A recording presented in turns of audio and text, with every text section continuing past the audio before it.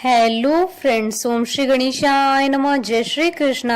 आप सभी का स्वागत है आपके अपने यूट्यूब चैनल पर। फ्रेंड्स, आज हम आपको इस वीडियो में बताने जा रहे हैं वैशाख पूर्णिमा के महात्म की कथा के बारे में, जिसको सुनने मात्र से ही माँ लक्ष्मी और भगवान विष्णु करेंगे धन और वैभव की वर्षा, और साथ ही त्रिलोकीनाथ हरेंगे सारे कष्ट। और साथ ही हम आपको बताएंगे वैशाख पूर्णिमा के दिन क्या दान करना श्रेष्ठकर होता है, और वैशाख पूर्णिमा के दिन किए जाने वाले उपाय और महत्व के बारे में। फ्रेंड्स, वीडियो शुरू करने से पहले आपसे रिक्वेस्ट है, अगर आप हमारे चैनल पर नए हैं और आपने अभी तक चैनल को सब्सक्राइब नहीं किया है तो प्लीज सब्सक्राइब कीजिएगा चैनल को। साथ ही प्रेस कीजिएगा बेल आइकन को, जिससे नए वीडियो से रिलेटेड नोटिफिकेशन आपको तुरंत प्राप्त हो सके। और वीडियो पसंद आने पर वीडियो को लाइक और शेयर जरूर कीजिएगा, ताकि सभी भक्तों को इस वीडियो का लाभ प्राप्त हो सके। और कमेंट बॉक्स में जय श्री कृष्णा जरूर लिखिएगा।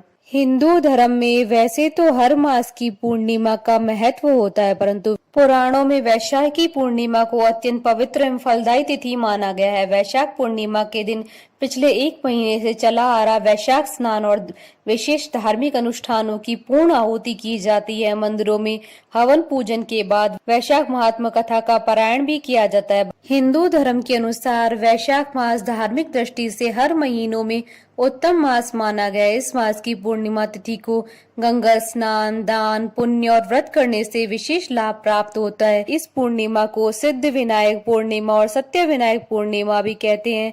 वैशाख पूर्णिमा की तिथि के दिन ही महात्मा बुद्ध का जन्म हुआ था, इसलिए इसे बुद्ध पूर्णिमा भी कहते हैं। इसी तिथि को महात्मा बुद्ध को बौद्धत्व की प्राप्ति हुई थी। इसी तिथि को ही उनका महानिर्वाण भी हुआ था। भगवान श्री कृष्ण ने वैशाख पूर्णिमा का महत्व अपने परम मित्र सुदामा को उस समय बताया था जब वे द्वारिका पहुंचे थे। श्री कृष्ण जी के बताने के अनुसार सुदामा जी ने व्रत किया, इससे उनकी दरिद्रता और दुख दूर हो गए थे। इससे वैशाख पूर्णिमा का महत्व और बढ़ जाता है। वैशाख पूर्णिमा के दिन भगवान विष्णु की पूजा अर्चना करने का विधान है। इस दिन भगवान विष्णु की पूजा करने से सभी मनोकामनाओं की पूर्ति होती है। इस दिन व्रत रखने से सुख समृद्धि में वृद्धि होती है। वैशाख पूर्णिमा को बुद्ध जयंती के रूप में भी मनाया जाता है। भविष्य पुराण और आदित्य पुराण के अनुसार इस दिन प्रातः नदियों एवं पवित्र सरोवरों में स्नान के बाद दान पुण्य का विशेष महत्व कहा गया है। धर्मराज के निमित्त जल से भरा हुआ कलश, पकवान एवं मिष्ठान आज के दिन वितरित करना गोदान के समान फल देने वाला बताया गया है। वैशाखी पूर्णिमा के दिन शक्कर और तिल दान करने से अनजाने में हुए पापों का क्षय हो जाता है। पूर्णिमा के दिन भगवान विष्णु की प्रतिमा के सामने घी से भरा हुआ पात्र, तिल और शक्कर स्थापित कर पूजन करना चाहिए। यदि हो सके तो पूजन के समय तिल के तेल का दीपक जलाना चाहिए। पितरों के निमित्त पवित्र नदियों में स्नान कर हाथ में तिल लेकर तर्पण करने से पितरों की भी तृप्ति होती है और उनका आशीर्वाद मिलता है। पुराणों के अनुसार वैशाख का यह पक्ष पूजा उपासना के लिए विशेष महत्वपूर्ण माना जाता है। वैशाखी पूर्णिमा के दिन पूजा के दौरान जितना हो सके ज्यादा से ज्यादा ओम नमो भगवते वासुदेवाय नमः मंत्र का जाप करना चाहिए। इसके साथ ही ओम नारायणाय नमः तथा श्री विष्णु सहस्त्रनाम स्तोत्र, श्री विष्णु जी की आरती करनी चाहिए। इस दिन भगवान विष्णु के सत्यनारायण स्वरूप की पूजा की जाती है। इसके अलावा इस दिन धर्मराज की पूजा का भी विधान है। माना जाता है कि इस व्रत से धर्मराज प्रसन्न होते हैं और अकाल मृत्यु का भय भी नहीं रहता है। फ्रेंड्स, अब आइए जानते हैं वैशाख पूर्णिमा के दिन किए जाने वाले उपाय के बारे में। शास्त्रों के अनुसार पूर्णिमा के दिन सुबह करीब 10 बजे पीपल के वृक्ष पर माँ लक्ष्मी का आगमन होता है। कहते हैं कि इस दिन सुबह नित्य कर्मों के बाद पीपल के पेड़ पर कुछ मीठा रखकर और मीठा जल अर्पण कर धूप अगरबत्ती जलाकर माँ लक्ष्मी का पूजन करें और माता लक्ष्मी को घर में निवास करने के लिए आमंत्रित करें, तो उस जातक पर माँ लक्ष्मी की कृपा हमेशा बनी रहती है। वैशाख पूर्णिमा के दिन माँ लक्ष्मी को प्रसन्न करने के लिए आप 11 गोमती चक्र, हल्दी की गांठ या फिर कोड़ियां ले ले। पूजा के समय इन पर तिलक करें और फिर अगले दिन इन्हें अपनी तिजोरी या पैसों के स्थान में रख ले। ऐसा करने से आपके जीवन में धन और वैभव समृद्धि हमेशा बनी रहेगी। वैशाख पूर्णिमा के दिन शुभ संयोग पर माता को खुश करने के लिए इत्र और सुगंधित फूल चढ़ाएं। इत्र माता की वस्त्रों पर अवश्य छिड़के और माता को घर में स्थायी रूप से निवास करने की प्रार्थना करें। वैशाख पूर्णिमा के दिन शिव जी की पूजा भी की जाती है। इस दिन शिवलिंग पर जल चढ़ाकर धूप से पूजा करें और ओम रुद्राय नमः मंत्र का जाप करें। ऐसा करने से आपको माता लक्ष्मी के साथ साथ भगवान शिव का आशीर्वाद भी प्राप्त होगा। फ्रेंड्स, अब आइए आरंभ करें वैशाख पूर्णिमा की व्रत कथा। द्वापर युग में एक समय की बात है, माँ यशोदा ने भगवान श्री कृष्ण जी से कहा कि हे कृष्ण, तुम सारे संसार के उत्पन्न कर्ता पोषक हो। आज तुम मुझे ऐसे व्रत को कहो जिससे स्त्रियों को मृत्यु लोक में विधवा होने का भय नहीं रहे तथा यह व्रत सभी मनुष्यों की मनोकामनाएं पूर्ण करने वाला हो। यह सुनकर श्री कृष्ण ने कहा, हे माँ, आपने मुझसे बहुत ही सुंदर सवाल किया है। मैं आपको विस्तार पूर्वक बताता हूँ। सौभाग्य की प्राप्ति के लिए स्त्रियों को 32 पूर्णमासियों का व्रत करना चाहिए। इस व्रत को करने से स्त्रियों को सौभाग्य, संपत्ति आदि की प्राप्ति होती है और संतान की रक्षा होती है। यह व्रत अचल सौभाग्य को देने वाला एवं भगवान शिव के प्रति मनुष्य मात्र की भक्ति को बढ़ाने वाला है। तब यशोदा जी कहती हैं कि हे कृष्ण, सर्वप्रथम इस व्रत को मृत्यु लोक में किसने किया, इसके विषय में विस्तार पूर्वक मुझे बताओ। तब भगवान श्री कृष्ण कहते हैं कि इस भूमंडल पर एक अत्यंत प्रसिद्ध राजा चंद्रहास्य से पालित अनेक प्रकार के रत्नों से परिपूर्ण कांतिका नाम की एक सुंदर नगरी थी। वहां पर धनेश्वर नाम का एक ब्राह्मण निवास करता था। उसकी स्त्री अति सुशीला रूपवती स्त्री थी। दोनों ही उस नगरी में बड़े प्रेम के साथ निवास करते थे। घर में धन धान्य आदि की कोई कमी नहीं थी। उनको एक बड़ा दुख था, उनके यहाँ कोई संतान नहीं थी। इस दुख से वे अत्यंत दुखी रहा करते थे। एक समय एक योगी नगरी में आया। वह योगी उस ब्राह्मण के घर को छोड़कर सभी के घर से भिक्षा लाकर भोजन किया करता था। रूपवती से वह भिक्षा नहीं लेता था। उस योगी ने रूपवती से भिक्षा न लेकर के और अन्य दूसरे घरों से भिक्षा लेकर भिक्षा के अन्न को गंगा किनारे पर जाकर बड़े प्रेम के साथ खाया। तभी धनेश्वर ने योगी को ऐसा करते हुए देख लिया। अपनी भिक्षा के अनादर से दुखी होकर के धनेश्वर योगी से कहता है कि हे महात्मन, आप सभी घरों से भिक्षा लेते हैं लेकिन मेरे घर की भिक्षा कभी नहीं लेते, इसका क्या कारण है?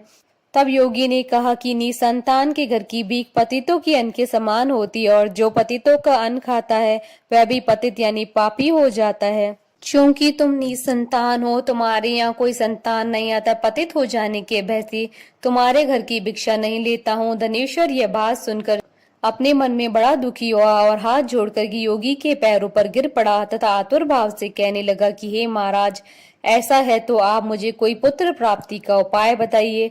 आप सब जानने वाले हैं, आप मुझ पर अवश्य कृपा करें। धन की मेरे यहाँ कोई कमी नहीं है, लेकिन पुत्र यानी संतान न होने के कारण बहुत दुखी हो गया हूँ।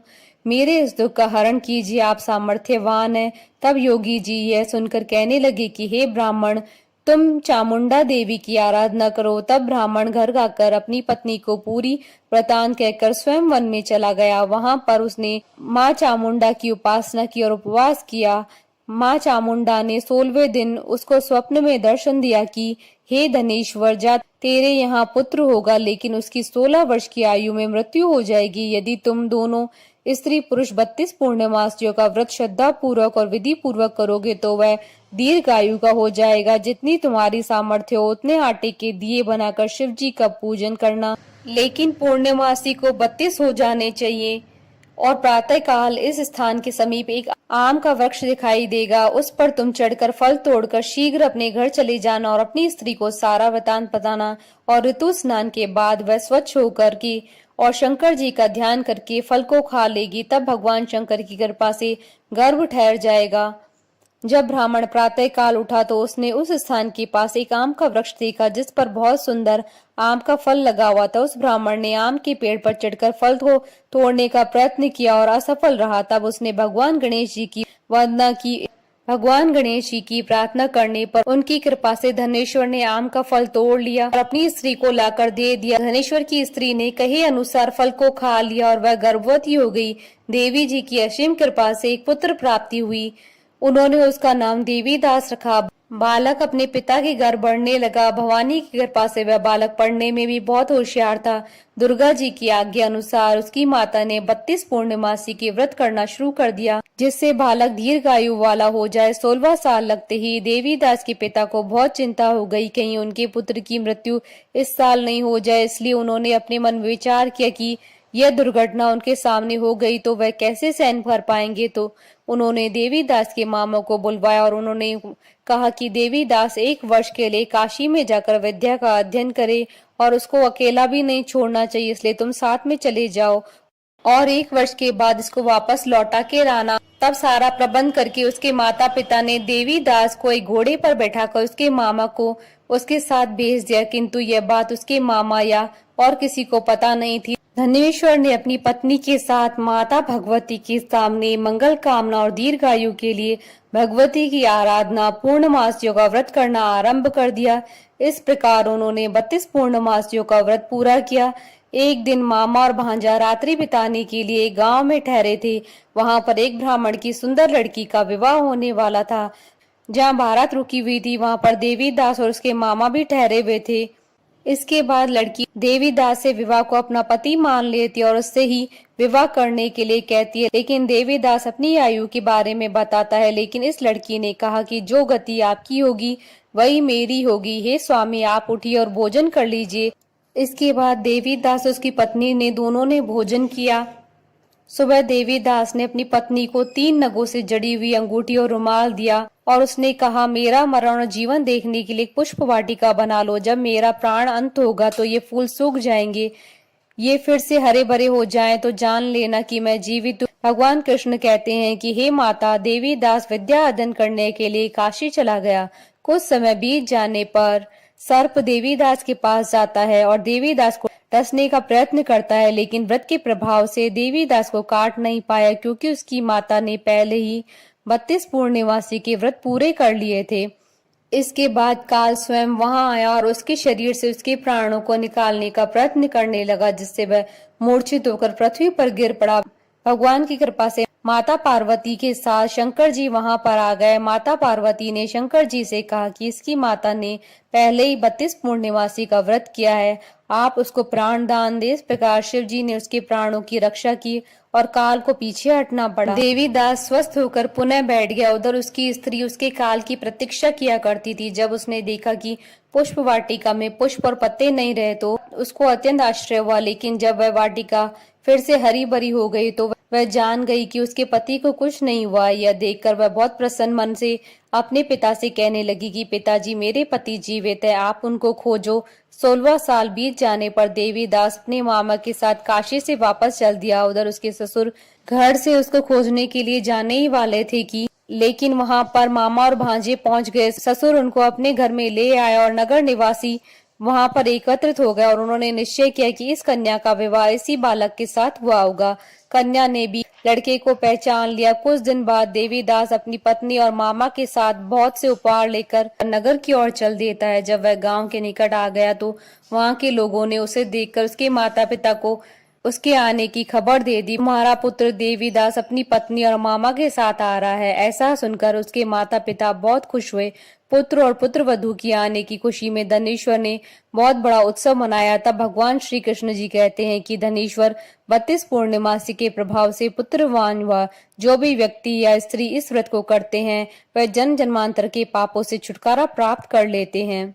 बोलिए भगवान श्री कृष्ण की जय, भगवान विष्णु की जय, भगवान शंकर माता पार्वती जी की जय। हमारे साथ इस वीडियो में अंत तक बने रहने के लिए आपका धन्यवाद। ओम श्री गणेशाय नमः। जय श्री कृष्णा।